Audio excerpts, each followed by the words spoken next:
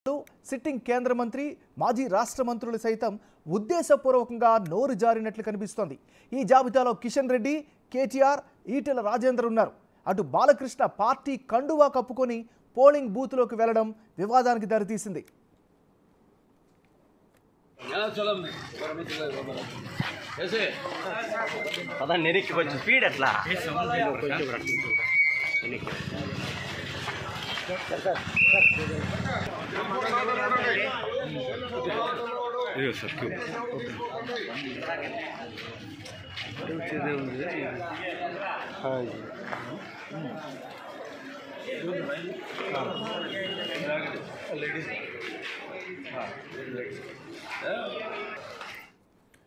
So update చూస్తున్నాం. ఎన్నికల కోడ్కు విరుద్ధంగా కొందరు నేతలు కామెంట్స్ చేయడంపై అభ్యంతరాలు వస్తున్నాయి. సీనియర్ పొలిటీషియన్లు, సిట్టింగ్ కేంద్ర మంత్రి, మాజీ రాష్ట్ర మంత్రులు సైతం ఉద్దేశపూర్వకంగా నోరు జారినట్లు కనిపిస్తోంది.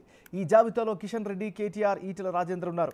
అటు బాలకృష్ణ కూడా పార్టీ కండువా కప్పుకొని పోలింగ్ బూత్లోకి వెళ్లడం వివాదానికి దారితీస్తుంది. సో ఓవరాల్గా ఏం జరిగింది, పూర్తి స్థాయి అనాలిసిస్ అందించేందుకు మా deputy bureau input editor Ganesh అలాగే అందిస్తారు. గణేష్ చెప్పండి. అంటే ఓవరాల్గా చూసుకుంటే మనం ఏదైతే ఎన్నికల కమిషన్ నియమావళి ఉందో నియమావళి అంతా అంటే ఎన్నికలు జరిగే వరకు అంటే ఎన్నికల ప్రక్రియ ప్రారంభమైన దగ్గర నుంచి ఒక ఎత్తు అయితే ఆ రోజు పోలింగ్ రోజున ఏదైతే ఉందో పోలింగ్ రోజున జరుగుతున్న రోజు ఎన్నికల నియమావళి ఉల్లంఘిస్తే ఒక సీరియస్ అనేది యాక్షన్ ఉంటుంది అనేది ఎన్నికల నియమావళి మనకు స్పష్టంగా చెప్తుంది. ఇప్పుడు జరుగుతున్న సిచ్యువేషన్స్ అనేది చూస్తుంటే దాదాపుగా సీనియర్ పొలిటీషియన్స్ అంటే కేంద్ర మంత్రుల స్థాయిలో ఉన్న వాళ్ళు చేస్తున్న ఏదైతే పనులు ఉన్నాయో ఇవి పూర్తిగా అభ్యంతరకరంతో పాటు ఎన్నికల నియమావళిని పూర్తిగా ఉల్లంఘించినట్లుగా కనిపిస్తుంది. ఒక నాయకుల స్థాయిలోనే వీళ్ళు ఇలా చేస్తే మిగతా వాళ్ళ పరిస్థితి ఏంటనేది మనం ప్రధానంగా తీసుకోవాల్సింది కేంద్ర మంత్రిగా ఉన్న కిషన్ రెడ్డి ఓటు వేసిన తర్వాత ఆయన చెప్పింది మరోసారి మోదీ సర్కార్ వస్తుందనేది ఆయన స్పష్టంగా చెప్పారు. ఆయన చెప్పాలంటే ఔర్ ఏక్ బార్ మోదీ సర్కార్, ఇది ఆయన ఇచ్చిన నినాదం. అంటే ఒకసారి ఓటు వేసి వచ్చిన తర్వాత పోలింగ్ కేంద్రంలో ఎవరికి వేసామని చెప్పకూడదు విషయం అయితే ఆయన ఔర్ ఏక్ బార్ మోదీ సర్కార్ అని ఒక ఇండికేషన్ అయితే ఇచ్చారు. మరోవైపు ఈటెల రాజేందర్ రాష్ట్ర మంత్రిగా పనిచేసిన అనుభవం ఉంది. సీనియర్ పొలిటీషియన్ ఇప్పుడు బీజేపీలో కీలకమైన నేతగా ఉన్నారు. ఈటెల రాజేందర్ చెప్తున్న మాటల్లోన ఔర్ ఏక్ బార్ మోదీ సర్కార్ అనడంతో పాటు ఆయన స్పష్టంగా కమలం గుర్తుకు ఓటేసి నిండు మనసుతో నన్ను ఆశీర్వదించాలనేది ఒక నినాదం అయితే ఇచ్చారంటే స్పష్టంగా ఎన్నికల బూత్లోన ఎన్నికల పరిసర ప్రాంతాల్లోన ఆయన బయటకు వచ్చిన తర్వాత ఓటర్లను ప్రలోభ పెట్టేలాగా ఓటర్లను మోటివేట్ చేసేలాగా ఆయన మరోసారి కమలం గుర్తుకి ఓటేసి నన్ను ఆశీర్వదించండి అనేది ఆయన ఒక ఏదైతే పిలుపునిచ్చారో ఇది పూర్తిగా ఎన్నికల నియమావళి ఉల్లంఘన కిందకి వస్తుంది అనేది పూర్తిగా ఒక చర్చ జరుగుతుంది.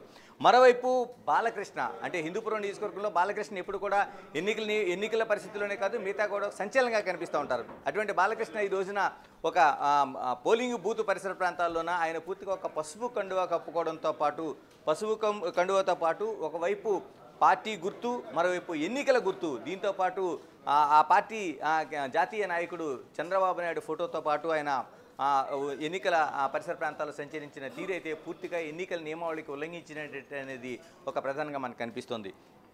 మరోవైపు కేటీఆర్ అంటే ఆయన రాష్ట్ర మంత్రిగా పనిచేశారు తెలంగాణలో. ఆయన కేటీఆర్ ఆయన ఓటు వేసిన తర్వాత ఆయన చెప్పిన మాటలు అంటే ఇతిమిద్దంగా ఒక ఇండికేషన్ అనేది స్పష్టంగా ఇచ్చారు. తెలంగాణ తెచ్చిన వాళ్ళకి నేను ఓటేశాను, తెచ్చిన నాయకుడికి ఓటేశాను, మీరు కూడా వాళ్ళకే వేయండి అనేది.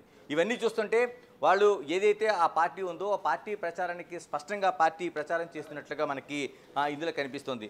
మరోవైపు పాయల్ శంకర్ అంటే ఆదిలాబాదు బీజేపీ లీడర్ ఉన్న ఆయన పాయల్ శంకర్ ఒక కాషాయం కండువాతో రంగు కలిగిన కలర్తో పాటు ఆయన కూడా ఉండే కార్యకర్తలు కొందరు ఈ కండువా కప్పుకొని రావడంతో అక్కడ ఉండే ఇతర పార్టీల నాయకులు, ఏజెంట్లు పూర్తిగా అభ్యంతరం వ్యక్తం చేశారు.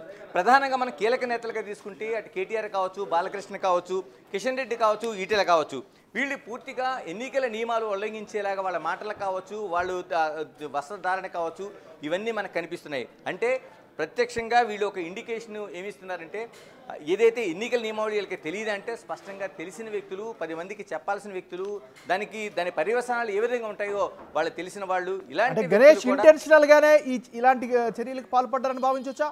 ఖచ్చితంగా. ఎందుకంటే ఎన్నికల్లో ఆచితూచి వ్యవహరించడం అంటే ఆ ఖర్చుల దగ్గర నుంచి వాళ్ళు మాట్లాడే తీరుని దగ్గర నుంచి మరోవైపు వాళ్ళ వేషధారణ దగ్గర నుంచి అన్నింటినీ కూడా అభ్యంతరాలు అనేవి మనకి ఎన్నికల నియమావళిలో స్పష్టంగా ఉంటాయి. దాదాపుగా మనకి ఆ ప్రచార శైలి ఆగిపోయిన తర్వాత దీన్ని కేవలం ప్రచార జెండాలు చూపించడం కావచ్చు, లేకపోతే వాళ్ళు మాట్లాడడం కావచ్చు, మూజివాణి పద్ధతిలో ఉన్న సైకిల్ ద్వారా కూడా చేసినా సరే అది ఆ ఎన్నికల నియమావళి ఉల్లంఘనే, దానికి ఖచ్చితంగా శిక్ష ఉంటుంది. చాలా వరకు ఇటువంటి మనకి దేశంలో అనేక సందర్భాల్లోనూ ఇలాగ ప్రచారం ఎన్నికల బూతుల్లో ప్రచారం చేసిన వాళ్ళు, ఎన్నికల బూతుల పరిసర ప్రాంతాల్లో ప్రచారం చేసిన వాళ్ళని ఎన్నికల కమిషన్ రద్దు చేస్తున్నట్టు ప్రకటించి ఒక కేసులు నమోదు చేసిన ఘటనలు కూడా మనకు దేశవ్యాప్తంగా అనేక ఉన్నాయి.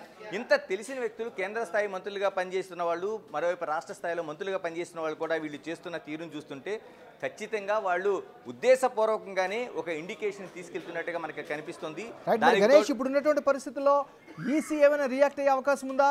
వాళ్ళ మీద ఏమైనా కేసు ఏమైనా నమోదు చేసే అవకాశం ఉందా? చర్యలకి మాట ఏంటి మరి? ఏమన్నారు ఇందులో ఖచ్చితంగా మనం దాదాపు గడిచిన ఎన్నికలన్నీ తీసుకుంటే ఎన్నికల కమిషన్ దీన్ని సుమోటోగా తీసుకోవాల్సిన అవసరం అయితే కనిపిస్తుంది. కానీ ఎక్కడ ఇట్లాంటి పరిస్థితులు కనిపించట్లేదు. దీనిపైన ఎవరైనా ఫిర్యాదు చేయడమో లేదా అభ్యంతరం వ్యక్తం చేయడమో అక్కడ స్థానికంగా ఉండే ఎన్నికల అధికారులు కావచ్చు, లేకపోతే పీఓలు కావచ్చు, లేకపోతే మిగతా ఏజెంట్లు కావచ్చు, వీళ్ళు ఫిర్యాదు చేసినప్పుడు మాత్రమే ఎన్నికల కమిషన్ దీనిపైన కేసులు నమోదు చేస్తుంది, వాళ్ళకి నోటీసులు జారీ చేస్తుంది. ఉన్న వాటిలోని ఎక్కడక్కడ సుమోటోగా తీసుకునే అవకాశం ఎక్కడ వాళ్ళు చూపించడం లేదు, అటువంటి ఇండికేషన్స్ కూడా ఇవ్వటం లేదు. దీన్నే అలసుగా తీసుకుని నాయకులు ఒక ప్రవర్తన అనేది మనకు కనిపిస్తుంది. ఎందుకంటే ఒకవైపు కేసులు నమోదు చేసిన తర్వాత అది ఎన్నికల్లోనో లేకపోతే ఎన్నికలు జరుగుతున్నప్పుడో లేకపోతే కౌంటింగ్లోనో ఇలాంటి సందర్భాల్లో జరుగుతున్న ఈ ఇన్సిడెంట్లని కేవలం కేసులు నమోదు చేసి నోటీసులు జారీ చేస్తున్నారు తప్పించి దాని పర్యవసానంగా ఏం చర్యలు తీసుకున్నారు, ఆ చర్యలు తీసుకోవడం వల్ల ఆ నాయకుడికి కానీ ఆ పార్టీకి కానీ ఎంత నష్టం జరిగింది అనేది ఎన్నికల కమిషన్ చూపించకపోవడం ఒక అలసుగా తీసుకుంటున్నారు. గతంలో ఇటువంటి ఘటనలు లేకపోవడంతో అది సీరియస్గా తీసుకునే అవకాశం ఎక్కడ కనిపించడం లేదు. అంటే ఇప్పటికైనా సుమోటోగా తీసుకోవాల్సిన ఘటనలు ఎన్నికల కమిషన్ స్పందించడం లేదు. చాలా చిన్నగా అంటే పెద్ద దాడులు జరుగుతున్నాయి, మిగతాది పోలింగ్కి అభ్యంతరం లేకపోతే అవంతరాలు ఏర్పడుతున్నాయి. ఇలాంటి ఘటనలో ఎన్నికల కమిషన్ ఒక యాక్షన్ అయితే కనిపిస్తుంది తప్పించి ఇలాంటి ఘటనలు అంటే సూచాయిగా కాకుండా స్పష్టంగా ఎన్నికల ఓటర్లను ఒక వాళ్ళ డైవర్షన్ చేసేలాగా వాళ్ళు ఇతిమధ్యంగా వాళ్ళ పార్టీ ప్రచారాన్ని చేసుకునేలాగా జరుగుతున్న ఈ ప్రచారాలపైన ఎన్నికల కమిషన్ చూసి చూడనట్టు వ్యవహరించడంతో కీలకమైన నాయకులే కాదు వీళ్ళందరూ వ్యవహరిస్తున్నారు. దీన్ని అలసుగా తీసుకుని రేపు మిగతా క్యాడర్ కావచ్చు, మిగతా వాళ్ళకి వెళ్ళే అవకాశం కనిపిస్తుంది. ఎన్నికల కమిషన్ ఇప్పటికైనా దీన్ని సుమోటోగా తీసుకొని ఇటువంటి వాటిపైన ఒక యాక్షన్ అనేది ఉంటే తప్ప ఇటువంటి వాటికి ఎక్కడా కూడా పులిస్టా పడే అవకాశం మనకు కనిపించడం లేదు. గణేష్, మీరు చెప్పినటువంటి పరిస్థితులు బట్టి గమనిస్తే ముఖ్యంగా కేటీఆర్ చేసినటువంటి వ్యాఖ్యలు కూడా మనం ఎలా అర్థం చేసుకోవాలి? ఆయన ఇంటెన్షనల్గానే చెప్పాడని భావించవచ్చా? క్లియర్గా చెప్తున్నాడు? ఎందుకంటే ఆయన చెప్పినటువంటి వర్డింగ్ కానీ ఆయన ఉపయోగించిన పదాలు కానీ చాలా క్లియర్గా ఉన్నాయి కదా. ఏమన్నారు ఇందులో స్పష్టంగా మనకు కనిపిస్తున్నది ఎక్కడ కూడా ఓటు వేసిన తర్వాత కేవలం వాళ్ళు ఓటు వేసిన సింబల్ని మాత్రమే చూపించాలి. అంటే ఆ వేలిపై ఉన్న ఇంకు గుర్తు ఏదైతే ఉందో నేను ఓటు వేశానని మాత్రమే చూపించాలి తప్పించి ఏ పార్టీకి ఓటు వేశాను, ఏ నాయకుడికి ఓటు వేశాననేది చెప్పాల్సిన అవసరం లేదు. అది ఎన్నికల నియమాలకు ఉల్లంఘన కింద వస్తుంది. మరోవైపు ఏదైతే అంటే ఒక ఇండైరెక్ట్గా అంటే పలానా ఆయన ఒక 10 సంవత్సరాల పాటు సీఎంగా పనిచేశాడు, లేకపోతే 5 సంవత్సరాలు సీఎంగా పనిచేశాడు, లేకపోతే గతసారి ఓటమి పాలయ్యాడు, ఇలాంటి అంటే ఏదైతే ఓటర్కు ఒక ఐడియా వచ్చేలాగా ఏదైతే ఒక ఇండికేషన్ ఉందో అలాంటి ఇండికేషన్స్లోన వాళ్ళు ఒక సూచన ఇస్తూ ఖచ్చితంగా వాళ్ళు ఆ సూచనలోన ఏదైతే ఆ ఇండికేషన్ ఇస్తూ వాళ్ళు ప్రచారం చేస్తున్నారో దాన్ని ఖచ్చితంగా ప్రచారంగానే మనం భావించాల్సిన అవసరం ఉంటుంది. అంటే వాళ్ళు ఇండైరెక్ట్గా చెప్పినా అది ఆ సెన్స్ అనేది మనం అర్థం చేసుకోవాల్సిన అవసరం ఉంది. కాబట్టి కేటీఆర్ వ్యాఖ్యలు అంటే తెలంగాణ తెచ్చిన పార్టీకి ఆ తెచ్చిన నాయకుడికి నేను ఓటేశాను, మీరు కూడా ఓటేయండి అంటే దీంట్లో ఎంత స్పష్టంగా మనకు కనిపిస్తుందంటే దాన్ని ఎక్కడ తెలంగాణలో ఉండే ఓటేసిన ప్రతి ఒక్కరికి ఈ భాష అర్థమవుతుంది.